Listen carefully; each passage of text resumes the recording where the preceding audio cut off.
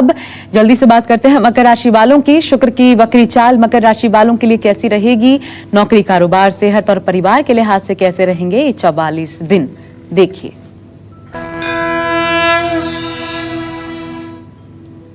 मकर राशि से 5वें स्थान में उपासना का स्थान है, 5वां स्थान, विद्या का स्थान है 5वां स्थान, और उपासना, विद्या, संतान, ये तीनों चीज़ों का विचार आपके 5वें भाव से होता है, जहाँ दो दो शुभग्रह शुक्र और बुध की स्थिति इस समय बनी हुई है। 25 जून तक आपको अपनी संतान से लाभ और सहयोग दोनों मिलेगा, और इस समय में आपके बच्चों की उन्नति भी होगी। इस समय आपको पैसा खर्च करने का खूब मन करेगा, धार्मिक कार्यों में रुचि बढ़ेगी, पूजा पाठ में मन लगेगा, और परिवार भी आपके लिए जैसा होना चाहिए वैसा सहयोग करेगा। कोई शुभ समाचार भी परिवार से मिलेगा। नौकरी और कारोबार में आपको अवश्य लाभ मिलेगा, लेकिन जो भी काम करें उसे अच्छी तरह से जांच लें। विरोधियों से सावधान रहने की कोशिश करें, अपनी गोपनीयता को भंग न करें, लक्ष्य को हासिल करने के लिए सदैव प्रयत्नशील रहें, क्रोध पर नियंत्रण रखें। एक बात मैं फिर आज कहूँगा, गीता के 5वें अध्याय में लिखा है, जिसने अपने इच्छाओं को और अपने क्रोध के वेग को रोक लिया उसे ईश्वर मिलेगा। अगर आपकी इच्छाएं बलवती होकर आपके ऊपर हावी होती हैं और उन्हें आप रोक लेते हैं, और क्रोध आपको होता है लेकिन उस क्रोध को आप रोक लेते हैं, तो आप मान के चलिए कि आज नहीं तो कल आप ईश्वर की राह पर चलेंगे। और इच्छाएं यदि आप पर हावी हो जाती हैं, क्रोध पर ही आप नियंत्रण नहीं रख पाते, बाद में आप ये कहेंगे कि मेरा गुस्सा तो बहुत बुरा है, 2 मिनट के लिए आता है लेकिन बड़ा बुरा आता है, तब आप मान के चलिए कि आप यहीं 84 लाख योनियों में भटकते रहने का एक संकल्प ले चुके हैं। गलत संगत से बचना चाहिए, घर में तुलसी का पौधा लगाना चाहिए, किसी धर्म स्थान में शुक्रवार को दूध, दही, मिश्री दान करना चाहिए, चांदी की ठोस गोली अपने पास रख सकते हैं। जय मां विंध्यवासिनी। कुंभ और मीन राशि वालों की भी बात करेंगे, लेकिन इस वक्त अंबाला से भारती जी हमारे साथ एक कॉलर जुड़ चुकी हैं। स्वागत है भारती जी, प्रश्न पूछिए अपना। हाँ जी, मेरा जन्म तिथि है 30 जून 1996 जी। हाँ जी, मैं जानना चाहती हूँ मेरी नौकरी, मतलब सरकारी नौकरी का कैसे है? बुध और बृहस्पति की स्थिति तो यह है भारती कि बृहस्पति नीच राशि में बैठा हुआ है बेटा। सरकारी नौकरी का योग तो बनता हुआ दिख नहीं रहा है। तुम्हारे 10वें भाव का स्वामी बुध अपने भाव से 5म नवम जरूर है, लेकिन सरकारी नौकरी का योग एक ही शर्त पर हो सकता है कि यदि आप टीचर के लिए अप्लाई करें, शिक्षिका आप बन सकती हैं। दूसरे किसी एडमिनिस्ट्रेटिव जॉब में जाने का तो कोई संयोग बनता दिख नहीं रहा है। अब आइए बढ़ रहे हैं आगे, बात कुंभ राशि वालों की। और शुक्र की वक्री चाल कुंभ राशि वालों के लिए कैसी रहेगी? नौकरी, बिजनेस, बैंक बैलेंस, रिश्ते, सेहत पर क्या प्रभाव पड़ेगा? देखिए। कुंभ राशि के जातक ध्यान से सुने। आपके सुख स्थान में 4थे भाव में माता के स्थान में शुक्र वक्री हुआ है। 25 जून तक आप अपने कारोबार में अच्छे से निवेश कर सकते हैं, क्योंकि शुक्र की पूरी दृष्टि आपके आजीविका भाव पर है। शुक्र एक शुभग्रह है और उसकी दृष्टि का होना अपने आप में मतलब रखता है। भाई बहनों से भी आपको काफी सहयोग मिलेगा। हालांकि कुंभ राशि के जातकों को फिजूल खर्ची से बचना चाहिए, खास करके वाहवाही से।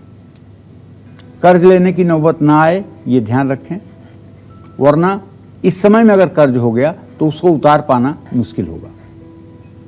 लव लाइफ में भी शुक्र आपके लिए फायदेमंद साबित होने वाला है। बस करना यह है कि यदि आप महिला हैं तो पैरों में चांदी के आभूषण जरूर धारण करके रखें। यदि आप पुरुष हैं तो चांदी के गिलास में पानी पी सकते हैं। घर में तुलसी का पौधा लगा करके उसकी पूजा का नियम शुरू कर सकते हैं। ये सब चीज़ें आपके भविष्य के लिए सुखदायी हैं। जय मां विंध्यवासिनी। और मीन राशि वालों की बात से पहले पंडित जी एक प्रश्न मैं पूछना चाहती हूँ, और बड़े दिनों से, क्योंकि कई बार ऐसा जिक्र आप करते हैं लोगों को जब उपाय बताते हैं किन्नरों को कपड़ा दान करने का, हरे रंग का खासकर ज्यादातर, संबंध क्या है किन्नरों को? क्योंकि व्यवहार आम लोगों का ऐसे देखिए ठीक नहीं होता, लेकिन इतना महत्व क्यों रखते हैं, क्या पहलू है? देखो, सही बात तो ये है कि किन्नर जो है वो ना स्त्रीलिंग में है न पुल्लिंग में है, ये नपुंसक लिंग में है। और ग्रहों में बुध जो है ये ना पुरुष लिंग है ना स्त्रीलिंग है। ये अगर सम राशियों में होता है तो स्त्रियों जैसा फल देता है, विषम राशियों में होता है तो पुरुष जैसा फल देता है।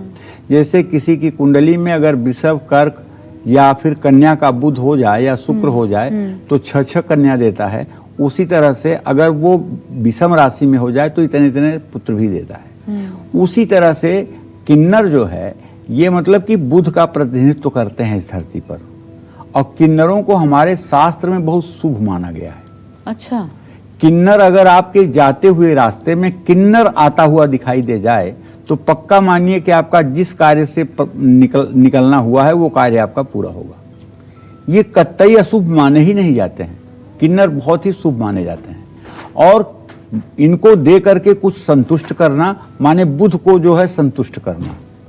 और बुध वाणी का कारक है, और बुध दूर तक मान सम्मान फैलाने में भी सहायक होता है। तो जिन लोगों को आत्मविश्वास में कमी है, जो अपनी बातों को ठीक से एक्सप्लेन नहीं कर पाते हैं, जो अपनी बातों को समझा नहीं पाते हैं, ऐसे में किन्नरों का आशीर्वाद लगना फायदेमंद होगा, इसमें कोई दो राय नहीं है। तो यूं भी किन्नरों की सेवा इस प्रकार की कुछ दान ये लाभकारी है, किसी के लिए भी करते रहना चाहिए। लेकिन ऐसा है ना कि अगर बुधवार के दिन ये काम किया जाए और जिसका बुध खराब हो वो ये काम करे तो उसके लिए ये बहुत ज्यादा वरदान जैसा फायदेमंद है। वाह, बहुत छोटी सी लेकिन बहुत अच्छी जानकारी है। और लगातार क्योंकि ये बातचीत में आ रहा था तो मेरा मन भी था कि लोगों तक ये खास जानकारी पहुंचे, इसलिए भी ये सवाल था। बढ़ते हैं आगे, अब बात मीन राशि वालों की।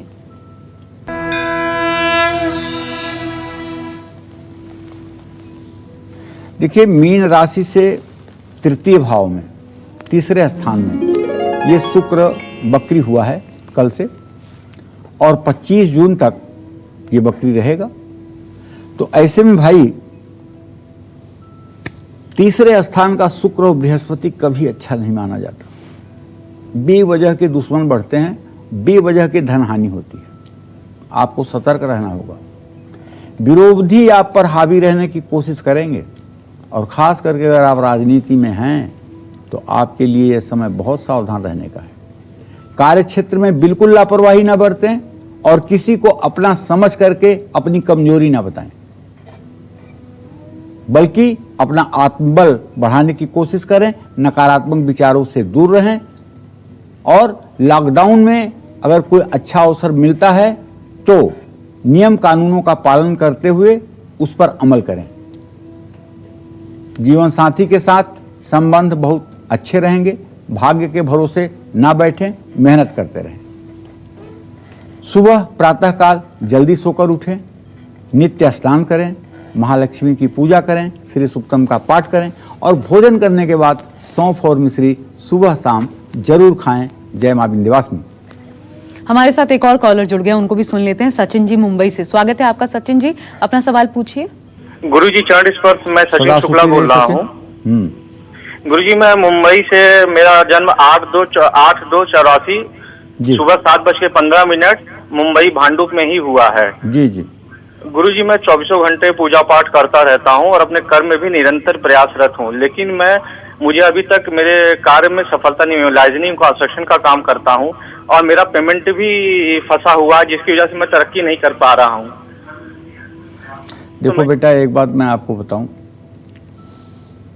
ये धरती है कर्म करने की। ये धरती कहती है वीर भोग्या वसुंधरा, तू वीर हो जा, मुझे मेरा सुख भोग ले। और अगर तू वीर नहीं है, केवल दैव के भरोसे रहेगा, तो दैव ही शायद तुम्हें सुख देगा। पूजा तो बेटा इतने मिनट की भी अच्छी होती है कि जिस समय आपका संसार से मन खत्म होकर भगवान में मन लग जाए, वो चाहे 1 मिनट का ही हो, पूजा उतने में भी हो जाएगा। लेकिन पराक्रम करें। लाइजनिंग का काम अब तो ये प्रोफेशन बन गया है। पहले लोग बताते हुए इसमें शर्म करते थे कि मैं ऐसा करता हूँ, लेकिन जहाँ तक सचिन मैं देख पा रहा हूँ, आपके आजीविका भाव का स्वामी मंगल है, ये काम आपके लिए कम ठीक है। आप सिक्योरिटी का काम करें, हाउसकीपिंग का काम करें, मैन पावर सप्लाई का काम करें, मिलिट्री में या सेना में कोई सामान की सप्लाई का काम करें। इन कामों में आपकी तरक्की ज़्यादा हो सकती है। लेकिन जो आप काम कर रहे हैं ना, इस काम में कभी चंद्रमा उदय होगा, कभी चंद्रमा अस्त होगा, कभी आपकी स्थिति अच्छी हो जाएगी, कभी आप संकट में फंस जाएंगे। इस बात का ध्यान रखें। तो घर बैठे कोरोना काल में कौन से उपाय आपके 44 दिनों को उज्जवल बना सकते हैं, पंडित जी ने आपको बताया। और बहुत शुक्रिया पंडित जी आपका हमारे साथ जुड़ने के लिए। फिलहाल आज की चर्चा में बस इतना ही। कालचक्र की पूरी टीम को आज्ञा दीजिए। नमस्कार।